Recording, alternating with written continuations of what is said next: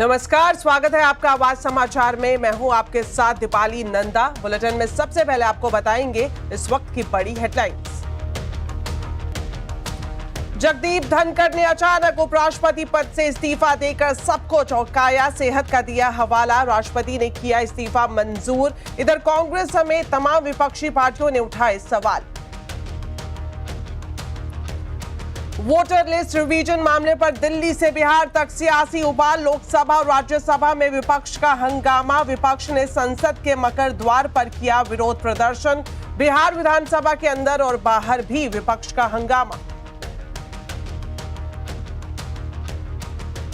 Sensex weekly expiry पर दायरे में बाजार। सेंसेक्स निफ्टी की flat closing. Mid cap small cap shares में दिखा दबाव। PSU bank, reality, pharma index गिरकर बंद।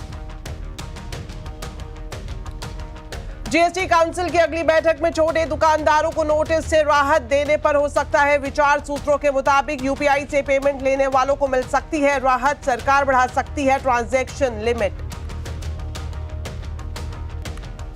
थल सेना की और बड़ी ताकत। आधुनिक युद्ध तकनीक से लैस अपाचे अटैक हेलीकॉप्टर की पहली खेप अमेरिका से पहुंची भारत। इंडियन एयरबेस पर उतरे 3 हेलीकॉप्टर।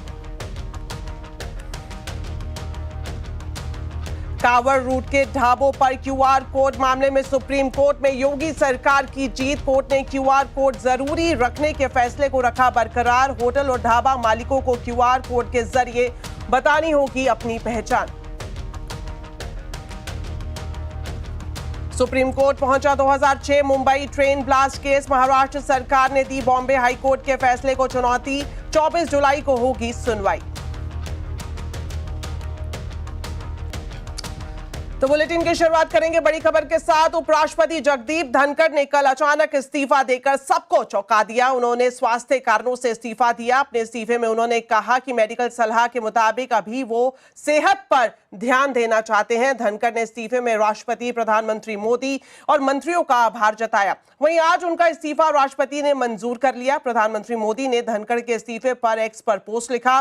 प्रधानमंत्री मोदी ने लिखा कि धनखड़ जी ने कई भूमिका में देश की सेवा की है। साथ ही ये भी लिखा कि वो धनखड़ जी के अच्छे स्वास्थ्य की कामना करते हैं। लेकिन विपक्ष धनखड़ के इस्तीफे पर लगातार सवाल उठा रहा है। डिटेल्स लेते हैं, हमारे वरिष्ठ सहयोगी लक्ष्मण रॉय हमारे साथ जुड़ गए हैं। तो लक्ष्मण जी, वाकई काफी सरप्राइजिंग था अचानक से जो इस्तीफा सामने आया है धनखड़ साहब का। सियासी गलियारों में किस तरह की हलचल है? देखिए, वैसे तो सदन के भीतर बिहार में स्पेशल इंटेंसिव रिवीजन यानी एसआईआर के मुद्दे पर काफी ज्यादा हंगामा रहा, लेकिन सदन के गलियारे में या फिर कहें कि संसद के बाहर सबसे ज्यादा नेताओं के बीच में जो चर्चा का विषय रहा वो था उपराष्ट्रपति जगदीप धनखड़ का इस्तीफा होना। अचानक कल रात उनके तरफ से ट्वीट होता है, इस्तीफे की चिट्ठी आती है और सुबह होते होते राष्ट्रपति उस इस्तीफा को स्वीकार कर लेती हैं और फिर उसका एक नोटिफिकेशन भी जारी कर दिया जाता है। और इतना ही नहीं, प्रधानमंत्री मोदी ने ट्वीट करके शुभकामनाएं दी और साथ ही साथ उन्होंने बताया भी कि जगदीप धनखड़ साहब को अलग अलग कई मौके पर देश की सेवा करने का अवसर वहां पे मिला है। लेकिन जगदीप धनखड़ ने अपने इस्तीफे में सबसे ज्यादा जोर इस बात पर दिया कि उनकी सेहत अच्छी नहीं थी, डॉक्टर ने उनको आराम करने की सलाह दी थी, इस वजह से उन्होंने इस्तीफा दिया। लेकिन विपक्षी पार्टियां जगदीप धनखड़ के इस दलील को स्वीकार करने को तैयार नहीं है। कांग्रेस की तरफ से जयराम रमेश ने कल के पूरे घटनाक्रम का जिक्र किया जिसमें बिजनेस एडवाइजरी कमेटी की बैठक हो रही थी और उस बैठक में भारतीय जनता पार्टी की तरफ से मंत्रियों का नहीं आना और फिर बाद में चलकर जगदीप धनखड़ का इस्तीफा होना, इसको साथ में जोड़ करके देख करके इस पर सवाल उठाएं कि आखिर इस्तीफा क्यों हुआ। ऐसे ही कई सारी विपक्षी पार्टियां, कांग्रेस की तरफ से नेताओं ने बयान दिया और उन्होंने जगदीप धनखड़ के इस्तीफे पर हैरानी जताई और उस पर पर्दा हटाने की मांग की। हालांकि भारतीय जनता पार्टी इस पर बिल्कुल चुप है, साफ तौर से कहती है जो जगदीप धनखड़ साहब ने कहा है अपनी चिट्ठी में वही है, यानी सेहत की वजह से वो काम बहुत समर्थ नहीं थे करने में, इस वजह से उन्होंने इस्तीफा दिया। लेकिन अब भी इसको लेकर चर्चा काफी जोरों पर है। जी शुक्रिया लक्ष्मण जी इस पूरे अपडेट के लिए। वहीं विपक्षी पार्टियां लगातार सवाल उठा रही हैं इस इस्तीफे को लेकर। आपको बता दें, शिवसेना यूबीटी के सांसद अरविंद सावंत ने कहा कि धनखड़ जी का इस्तीफा चौंकाने वाला है।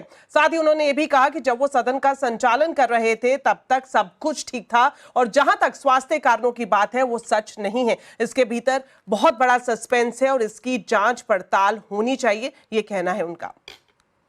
उनका इस्तीफा आप अगर पढ़ोगी तो उन्होंने लिखा है स्वास्थ्य के कारण मैं दे रहा हूँ। भारतीय जनता पार्टी की चुप्पी बहुत कुछ बोलती है, स्वास्थ्य नहीं है, उनका स्वास्थ्य बिगड़ा होगा ऐसा लगता है, क्योंकि पिछले महीने कभी सुना नहीं हमने। 2 नंबर की पद है वो, देश क्या महामहिम राष्ट्रपति जी के बाद में उपराष्ट्रपति जी है, वो इस्तीफा देते हैं, शायद की वजह बताते हैं, सही नहीं लगता, विश्वास भी नहीं लगता। और ये जो कुछ हो रहा है उसके पीछे बहुत कुछ सस्पेंस है, वो उसकी जांच। वहीं दूसरी तरफ बीजेपी नेता रवि किशन ने जगदीप धनखड़ के इस्तीफे पर सवाल खड़े करने वालों पर हमला बोला। उन्होंने कहा कि स्वास्थ्य कब किसका खराब होगा ये कोई नहीं जानता। कब कौन से पल आदमी बीमार होता है, सुबह क्या है शाम को क्या, वो नहीं लोग बोलते हैं, अभी तो बात कर रहे थे। तो ऐसा नहीं है, उनको डॉक्टर ने कहा है कि भाई you need to rest, if somebody wants to rest, उस पर भी राजनीति। किसी का शरीर गवाह नहीं कर रहा है, डॉक्टर ने कहा होगा, कोई रिपोर्ट आई होगी, कोई मेडिकल जांच हुई होगी, डॉक्टर ने कहा होगा just take care, you need to rest, so somebody is resting. अब उस पर भी आप राजनीति कर रहे हैं, मतलब हद हो गई। राजनीति का लेवल दिन ब दिन नीचे गिरता जा रहा है। तो आखिर धनखड़ को क्या हुआ, अचानक उन्होंने इस्तीफा क्यों दिया और विपक्ष इस पर लगातार सवाल क्यों कर रहा है? इन्हीं तमाम मुद्दों पर आज आवाज अड्डा में हम खास चर्चा करेंगे। सेहत पर सियासत क्यों? चलिए बढ़ते हैं आगे और एक और बड़ी खबर आपको बता दें जो कि वोटर लिस्ट वेरिफिकेशन से जुड़ी हुई है और इस पर भी सियासत कम होने का नाम नहीं ले रही है। दिल्ली से लेकर पटना तक विपक्षी दल सदन के अंदर और बाहर विरोध प्रदर्शन कर रहे हैं। राजधानी दिल्ली में संसद परिसर में विपक्ष ने जोरदार प्रदर्शन किया। इस दौरान राहुल गांधी, अखिलेश यादव समेत विपक्षी नेता प्रदर्शन में शामिल हुए। दूसरी तरफ बिहार में भी जमकर हंगामा देखने को मिला। विधानसभा और विधान परिषद दोनों जगहों पर विपक्ष ने नारेबाजी की। विधानसभा और विधान परिषद के बाहर आरजेडी और कांग्रेस के विधायक हाथ में तख्तियां लेकर नारेबाजी करते हुए दिखाई दिए। विपक्षी दलों के विधायक बीजेपी पर चुनाव आयोग के बहाने वोट का अधिकार छीनने का साथ ही साजिश रचने का आरोप लगा रहे हैं। वोटर लिस्ट रिवीजन को लेकर विपक्षी सांसदों ने बड़ा हमला बोला है। वो कह रहा है कि ये सबको सही हो रहा है, सही नहीं हो रहा है, ये लोकतंत्र का कत्ल है और हम इसी के लिए हम बार बार बोल रहे हैं कि ये एकदम गलत है जो कर रहे हैं। लोकतंत्र का कत्ल है और हम इसी के लिए हम बार बार बोल रहे हैं कि ये एकदम गलत है जो कर रहे हैं। साथ ही आरजेडी नेता तेजस्वी यादव ने भी वोटर लिस्ट वेरिफिकेशन मामले को लेकर सरकार पर हमला बोला। आप बताइए, जो बिहार का सबसे बड़ा अगर लोकतंत्र का अगर कोई मंदिर है तो बिहार विधानसभा है और लोकतंत्र की जननी बिहार है। अगर वहीं से लोकतंत्र को ख़त्म किया जा रहा है तो हम सब लोगों का कर्तव्य बनता है, चाहे पक्ष हो विपक्ष हो, चाहे अध्यक्ष महोदय हो, सब लोग वोटर जो है, जनता जो है, मालिक जो है वही चुनते हैं। जब उनका ही अधिकार छीन लिया जाएगा वोटर देने का तो हम लोगों का यहाँ रहने का क्या मतलब रह जाएगा? हम लोग तो उन्हीं की बात को उठाते, जनता की बात को उठाते, और जनता के कई लाख वोटरों का अगर नाम काट दोगे तो ये चलने वाला नहीं है। वहीं दूसरी तरफ बीजेपी ने भी विपक्ष के हंगामे पर हमला बोला। अब ये संविधान के साथ क्रूर मजाक कर रहे हैं, संवैधानिक व्यवस्था के साथ ये गुंडागर्दी कर रहे हैं। संविधान ऐसे नहीं चलता है। संवैधानिक व्यवस्था का मतलब, विरोध करने का मतलब है गुंडागर्दी करना, टेबल पटक देना बिहार विधानसभा में, अब मकरध्वज पे हंगामा खड़ा करना। अगर संवैधानिक व्यवस्था है वो क्या कर रहा है? मैं पूछना चाहता हूं विपक्ष के लोग, बहस करें, बहस के लिए हम तैयार हैं। लोकसभा में करें, राज्यसभा में करें, विधानसभा में करें, जहां भी करें, सरकार तैयार है। साथ ही एक और अपडेट इस मामले में आपको दे दें। वोटर लिस्ट रिवीजन के मुद्दे पर चुनाव आयोग ने सुप्रीम कोर्ट में जवाब दाखिल कर दिया है, जिसमें चुनाव आयोग ने कहा है कि आधार कार्ड नागरिकता का प्रमाण नहीं है। सुप्रीम कोर्ट में चुनाव आयोग ने यह भी कहा कि नागरिकता के लिए वोटर आईडी कार्ड स्वीकार नहीं किए जा सकते। चुनाव आयोग ने कहा कि राशन कार्ड बड़े पैमाने पर फर्जी तरीके से बनाए गए हैं, इसलिए उन्हें स्वीकार नहीं किया जा सकता।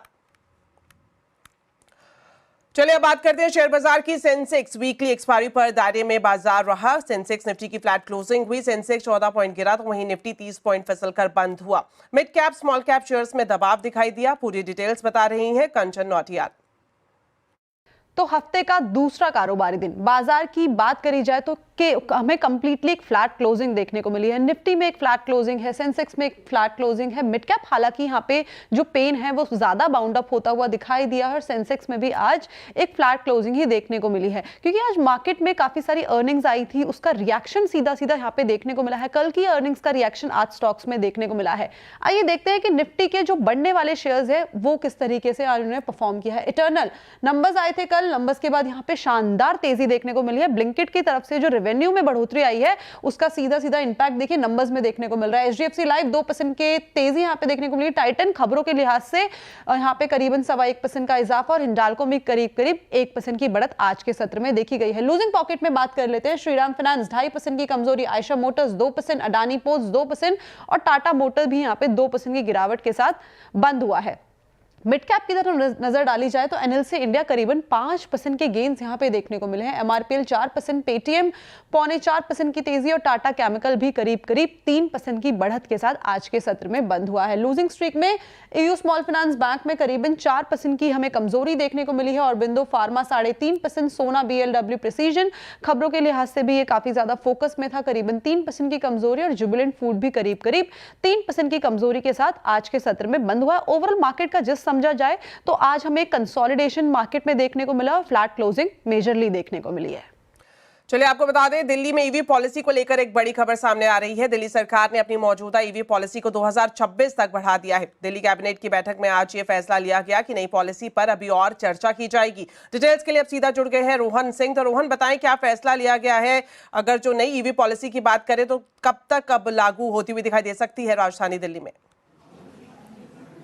जो दिल्ली कैबिनेट ने बहुत ही महत्वपूर्ण फैसला लिया है कि जो मौजूदा ईवी पॉलिसी है वो मार्च 2026 या फिर तब तक जारी रहेगी जब तक कि नई पॉलिसी जो है वो नहीं आ जाती है। हम आपको बता दें कि कुछ समय पहले दिल्ली सरकार ने ईवी पॉलिसी का जो नई ईवी पॉलिसी है उसका ड्राफ्ट लाया था, उस पर स्टेक होल्डर कंसल्टेशन चल रहा है, लेकिन अब दिल्ली सरकार को ये लगता है कि इस पर स्टेक होल्डर कंसल्टेशन की और ज़्यादा ज़रूरत है, चर्चा की और ज़्यादा ज़रूरत है। कई सारे मुद्दों पर अभी भी स्टेक होल्डर्स में एक राय नहीं है, तो जब तक ये एक राय नहीं बन जाती है तब तक जो पुरानी पॉलिसी है वो जारी रहेगी। ये दिल्ली कैबिनेट में इस बात का फैसला किया गया है। जो नई पॉलिसी बन रही थी उसमें 2027 तक 95% जो नए रजिस्ट्रेशन है 2 व्हीलर 3 व्हीलर में उसे पूरी तरह से ईवी करने की बात थी, साथ ही इंसेंटिव्स की भी बात थी, लेकिन कई सारे ऐसे मुद्दे हैं, खासतौर पे सीएनजी ऑटो का क्या होगा या जो जिस तरीके से उन्होंने टाइमलाइन रखा है क्या उसको रिलैक्स करने की ज़रूरत है, इस पर अभी भी चर्चा की ज़रूरत है। इस पर अलग अलग स्टेक होल्डर्स बात कर रहे थे, इसलिए अब दिल्ली सरकार ने यह फैसला किया है कि जब तक ये सभी एक राय नहीं हो जाते हैं सारे स्टेक होल्डर्स, तब तक जो है पुरानी पॉलिसी जारी रहेगी। तो या तो 2026 मार्च तक या उससे पहले जब तक सहमति नहीं बन जाती है पुरानी पॉलिसी जारी रहेगी। जी रोहन, आप हमारे साथ बने रहें, आपके पास फिर से लौटेंगे। अगली खबर आपको बता दें, एयर इंडिया ने अपने फ्लीट के बोइंग 787 और 737 विमानों में fuel control switch locking mechanism की एहतियातन जांच पूरी कर ली है। एयर इंडिया क्रैश की जांच में फिलहाल फ्यूल कंट्रोल स्विच खास फोकस में है। ऐसे में एक कदम बेहद अहम माना जा रहा था। डिटेल्स ले लेते हैं रोहन सिंह से। तो रोहन, बताएं पूरी खबर क्या है? जी, एयर इंडिया ने ये स्टेटमेंट जारी किया और कहा है कि उन्होंने अपनी जो पूरी फ्लीट है उसमें जो फ्यूल स्विच है उनका जो लॉकिंग मैकेनिज्म है उसकी जांच कर ली है। इसमें एयर इंडिया के जो सारे बोइंग 787 की फ्लीट है वो तो शामिल हैं, लेकिन साथ ही एयर इंडिया एक्सप्रेस के जो बोइंग 737 हैं वो भी शामिल हैं। इसमें हम बता दें कि डीजीसीए ने जो है 14 जुलाई को ये आदेश दिया था, सभी एयरलाइन से कहा था कि जिनके पास भी बोइंग की फ्लीट है वो अपने फ्यूल स्विच मैकेनिज्म की जाँच करें। और इससे 2 दिन पहले ही एयर इंडिया ने ये काम शुरू किया था, उन्होंने वॉलंटरी शुरू किया था, लेकिन अब एयर इंडिया और एयर इंडिया एक्सप्रेस दोनों ने ही ये जाँच पूरी कर दी है। और जो अच्छी राहत की खबर ये है कि किसी भी इस पूरी जांच में अभी भी कोई खराबी नहीं पाई गई, सब कुछ ठीक पाया गया है इसमें। और ये इसलिए भी इंपॉर्टेंट हो जाता है कि जो AIB की रिपोर्ट है एयर इंडिया क्रैश को लेके, उसमें फ्यूल स्विच को लेकर काफ़ी ज़्यादा सवाल हैं, उसकी पोजीशन को लेकर सवाल हैं। तो राहत की बात यह है कि एयर इंडिया और एयर इंडिया एक्सप्रेस की जो पूरी फ्लीट है उसमें इसके लॉकिंग मैकेनिज्म में किसी तरह की कोई खामी फिलहाल नहीं पाई गई है। जी शुक्रिया रोहन इन दोनों खबरों पर जानकारी देने के लिए। बढ़ते हैं आगे और आपको बताएं जीएसटी काउंसिल की अगली बैठक में छोटे दुकानदारों को नोटिस से राहत देने पर विचार किया जा सकता है। सूत्रों से मिल रही जानकारी के मुताबिक इसके लिए ट्रांजैक्शन लिमिट बढ़ाकर यूपीआई से लेन देन करने वाले दुकानदारों को राहत दी जा सकती है। डिटेल समझते हैं आलोक प्रियदर्शी से। तो आलोक, सबसे पहले पूरा मामला बताएं और ये भी जानना चाहेंगे कि इसमें क्या बदलाव किए जा सकते हैं। जी देखिए, जीएसटी रजिस्ट्रेशन के लिए जो तय सालाना टर्नओवर की लिमिट है उसको पार करने की वजह से जिन छोटे दुकानदारों को भी जीएसटी के नोटिस मिल रहे हैं उनके लिए राहत की खबर है। सीएनबीसी आवाज को सूत्रों से जानकारी मिली है कि आगामी जीएसटी काउंसिल की बैठक में छोटे दुकानदारों को मिलने वाले जीएसटी नोटिस के मुद्दे के साथ साथ सालाना टर्नओवर की लिमिट को बढ़ाने पर भी विचार हो सकता है। दरअसल इस पूरे मुद्दे पर कर्नाटक और उत्तर प्रदेश जैसे कई राज्यों ने सेंटर से संपर्क किया है और सेंटर के साथ सलाह मशवरा कर रहे हैं कि आखिरकार इन छोटे दुकानदारों को जीएसटी के नोटिस के जद से कैसे बचाया जा सके। दरअसल इसको लेकर एक विकल्प ये भी सोचा जा रहा है कि अगर इस जीएसटी रजिस्ट्रेशन की जो टर्नओवर की लिमिट है अगर इसको बढ़ा दिया जाता है तो बहुत सारे छोटे दुकानदार जीएसटी रजिस्ट्रेशन की जद में आने से बच सकेंगे। जो प्रपोजल है उसके मुताबिक जीएसटी रजिस्ट्रेशन जब 2017 में जीएसटी लागू हुआ था तब से सर्विस के लिए 20 लाख और गुड्स के लिए 40 लाख रुपए सालाना है। इसको बढ़ाकर डबल करने की बात चल रही है, इससे ज्यादा बढ़ाकर 50 लाख और 1 करोड़ की बात चल रही है। मैं बता दूं कि जो भी दुकानदार जिनका सालाना टर्नओवर 1.5 करोड़ से 1.5 करोड़ के आसपास तक है वो कंपोजिशन स्कीम भी ले सकते हैं और 1% जीएसटी देकर इससे छुटकारा पा सकते हैं। लेकिन अब ये कोशिश हो रही है कि जो बहुत छोटे दुकानदार हैं उनको रजिस्ट्रेशन का झंझट ना हो, लिहाजा इस टर्नओवर की लिमिट को भी बढ़ाने पर विचार हो रहा है। शुक्रिया आलोक इस पूरी जानकारी के लिए। टेलीकॉम कंपनियों का नंबर के साथ नाम दिखाने का ट्रायल सफल हुआ है, लेकिन सूत्रों से मिल रही जानकारी के मुताबिक सरकारी कंपनी बीएसएनएल ने इसे फिलहाल लागू करने में असमर्थता जताई है। कंपनी ने सरकार से इसे लागू करने के लिए 3 महीने का वक्त देने की मांग की है। डिटेल्स ले लेते हैं असीम मनचंदा से। तो असीम, बताएं बीएसएनएल के फ्रंट पर क्या दिक्कत आ रही है? साइबर फ्रॉड रोकने के लिए टेलीकॉम रेगुलेटर ट्राई ने दूरसंचार विभाग से कॉलिंग नेम प्रेजेंटेशन लागू करने की सिफारिश की थी। इसके तहत जो भी उपभोक्ता कॉल करने वाला था उसके नंबर के साथ साथ उसका नाम भी दिखाया जाना था। दूरसंचार विभाग ने इसके ऊपर काम करने की शुरुआत की। अप्रैल में टेलीकॉम कंपनियों को निर्देश दिए कि आप इसका प्रूफ ऑफ कंसेप्ट कीजिए और फिजिबिलिटी स्टडी कीजिए कि ये लागू हो सकता है या नहीं हो सकता। 2 सर्किल के अंदर इसका ट्रायल किया गया था। महाराष्ट्र और हरियाणा सर्किल के अंदर इसका ट्रायल सक्सेसफुल हुआ।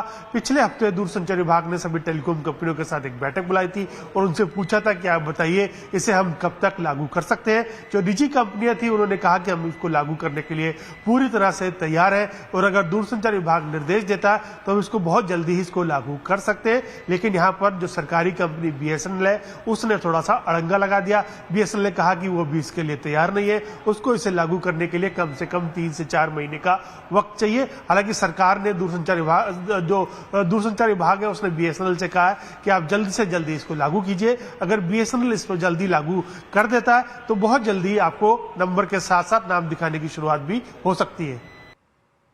शुक्रिया असीम इस पूरी जानकारी के लिए। अब आपको बताते हैं आज के कंज्यूमर अड्डा के टॉपिक के बारे में। डिजिटल ट्रांजैक्शन में भारत दुनिया में नंबर 1 बन गया है। इसमें सबसे बड़ा योगदान है यूपीआई का। तो यूपीआई की खासियतों पर खास चर्चा आज हम कंज्यूमर अड्डा में करेंगे। शाम 5:57 पर जरूर देखें। ब्रेक के बाद आपका स्वागत है। राज्यपाल या राष्ट्रपति किसी विधेयक को कितने वक्त तक अपने पास रख सकते हैं, इसे लेकर सुप्रीम कोर्ट ने राष्ट्रपति द्रौपदी मुर्मू की ओर से भेजे गए रेफरेंस पर केंद्र और राज्य सरकारों को नोटिस जारी किया है। राष्ट्रपति ने इस संबंध में कोर्ट से 14 सवाल पूछे थे। पूरी डिटेल्स बता रहे हैं असीम मनचंदा। अप्रैल में तमिलनाडु सरकार की याचिका पर सुप्रीम कोर्ट ने निर्देश दिया था कि गवर्नर किसी भी बिल को लेकर के नहीं बैठ सकते हैं, उनको इसे मंजूरी देना अनिवार्य होगा। इतना ही नहीं, सुप्रीम कोर्ट ने यह भी कहा था कि जो राष्ट्रपति है उनको 3 महीने के अंदर किसी भी बिल को मंजूरी देना अनिवार्य होगा। इसको लेकर के जो राष्ट्रपति द्रौपदी मुर्मू है उन्होंने सुप्रीम कोर्ट में एक रेफरेंस दायर किया था और 14 सवाल सुप्रीम कोर्ट से पूछे थे और ये पूछा था कि क्या जो कोर्ट है उसके पास राष्ट्रपति को किसी भी तरह तरह के कोई निर्देश देने का अधिकार है या नहीं है। तो इसको लेकर के सुप्रीम कोर्ट ने 5 जजों की संविधान पीठ का गठन किया था। आज उस संविधान पीठ की पहली सुनवाई हुई थी। संविधान पीठ ने राज्यों और केंद्र सरकार को इस मामले के ऊपर नोटिस जारी किया और 29 जुलाई तक उन सबका जवाब मांगा है। और सुप्रीम कोर्ट ने कहा है कि इस मामले की सुनवाई जो अगस्त है उसके मध्य के अंदर होगी, यानी कि अगस्त के महीने के अंदर इस मामले की सुनवाई होगी। तब सुप्रीम कोर्ट यह तय करेगा कि जो राष्ट्रपति ने 14 सवाल का रेफरेंस दिया था उसके ऊपर किस तरह से आगे कार्रवाई की जा सकती है। देश के टॉप बैंकों में नई नौकरियों की रफ्तार धीमी पड़ गई है। बैंकों की एनुअल वार्षिक जो रिपोर्ट रहती है उसके मुताबिक 2025 में नई नियुक्तियों में भारी गिरावट दर्ज की गई है। हायरिंग में सबसे ज्यादा गिरावट रिटेल बिजनेस सेगमेंट में दर्ज की गई है। बैंकों की वार्षिक रिपोर्ट के आंकड़ों से पता चलता है कि HDFC बैंक ने वित्त वर्ष 2025 में सिर्फ 49,713 प्रोफेशनल्स हायर किए, जबकि ये आंकड़ा वित्त वर्ष 2024 में 89,115 था। वहीं भारतीय स्टेट बैंक की बात करें तो वित्त वर्ष 2025 में 1770 नियुक्तियां की गई, जबकि पिछले साल ये संख्या 10,661 थी। साथ ही एक्सिस बैंक ने भी पिछले साल के मुकाबले कम हायरिंग की है। अगर पिछले साल की बात करें तो 40,724 प्रोफेशनल्स को हायर किया गया था, मगर इस साल हायरिंग घटकर 31,674 पर आ गई। भारतीय सेना ने अमेरिका से खरीदे नए अत्याधुनिक अपाचे अटैक हेलीकॉप्टर की पहली खेप भारत पहुंच गई है। 3 अपाचे हेलीकॉप्टरों को AN-124 कार्गो विमान से हिंडन एयरबेस पर उतारा गया है, जिन्हें जल्द ही राजस्थान के जोधपुर पर तैनात किया जाएगा। भारत ने अमेरिकी कंपनी बोइंग से कुल 6 हेलीकॉप्टर खरीदे हैं, जिनमें से ये पहली खेप है। आपको बता दें इससे पहले 2020 में 22 अपाचे हेलीकॉप्टर मिल चुके हैं। अपाचे हेलीकॉप्टर आधुनिक कम्युनिकेशन, नेविगेशन और टारगेटिंग सिस्टम से लैस है, जो दिन रात और खराब मौसम में भी दुश्मन पर सटीक हमला करने की क्षमता रखते हैं। ये helicopter 30 millimetre chain gun, Hellfire missile और रॉकेट पॉड जैसे घातक हथियारों से लैस है, जो जमीनी लक्ष्यों को नष्ट करने में सक्षम है। चलिए अब खबर उत्तर प्रदेश से, जहां पर कांवड़ यात्रा के रूट पर दुकानदारों को QR कोड लगाना जरूरी होगा। सुप्रीम कोर्ट ने आज योगी सरकार के फैसले को सही ठहराया। सुप्रीम कोर्ट ने कहा कि इसमें कुछ भी गलत नहीं है। दुकानों में QR कोड लगाने की अनिवार्यता पर सुप्रीम कोर्ट ने कहा कि कांवड़ यात्रा रूट पर सभी दुकानदार लाइसेंस और रजिस्ट्रेशन के लिए जरूरी चीजों का इस्तेमाल करें। उत्तर प्रदेश सरकार के फैसले पर कोर्ट ने याचिकाकर्ता से कहा कि हम अभी इस पर सुनवाई नहीं कर रहे, क्योंकि QR कोड और इससे जुड़े अन्य मामले मुख्य याचिका में शामिल हैं, जो कि कोर्ट में विचाराधीन है। याचिकाकर्ता ने अपनी अर्जी में QR कोड प्रदर्शित करने के आदेश पर रोक लगाने की मांग की थी। अब बात मानसून की। देश के कई राज्यों में मानसून की भारी बारिश और मौसम की मार ने जनजीवन पूरी तरह से प्रभावित किया है। भूस्खलन, बाढ़ और जलभराव की घटनाओं ने लोगों के लिए मुश्किलें खड़ी कर दी हैं। देखिए स्पेशल रिपोर्ट।